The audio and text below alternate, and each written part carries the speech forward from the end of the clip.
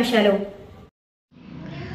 నిస్వార్థ మల్లెల సేవకు మరోసారి వరద బాధితుల కోసం తమ దాతృత్వాన్ని చాటుకున్న లక్ష్మీ కృష్ణ మెన్స్ వేర్. కర్నూలు జిల్లా ఎమ్మిగనూరు పట్టణంలోని లక్ష్మీ కృష్ణ మెన్స్ వేర్ యజమాని కృష్ణారెడ్డి, ఆయన కుమారుడైన దినేష్ రెడ్డి నిస్వార్థ మల్లెల సేవకు మరోసారి విజయవాడ వరద బాధితుల కోసం తమ దాతృత్వాన్ని చాటుకున్నారు. చేయి చేయి కలుపుదాం, విజయవాడ ప్రాంతం వరద బాధితులను ఆదుకుందామనే కార్యక్రమానికి ఒక వారం కిందటనే వారి షాపులో వ్యాపార నిమిత్తము పెట్టుకున్నటువంటి కొత్త బట్టలను మల్లెల గ్రూప్స్కి అందజేశారు.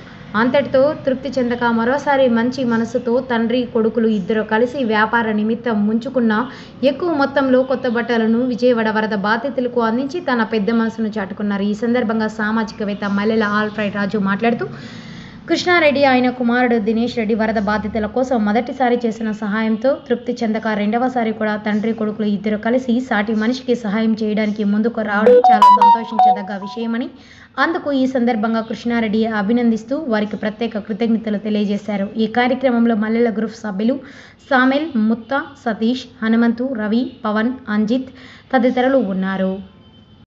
వాళ్ళ షాపు ఇప్పుడు రెండోసారి ఇవ్వడం మల్లెల గ్రూప్ అధినేత ఆల్ఫ్రెడ్ రాజు గారి యొక్క సేవలు గుర్తించి మరి రెండోసారి మేము అనుకుంటున్నాం.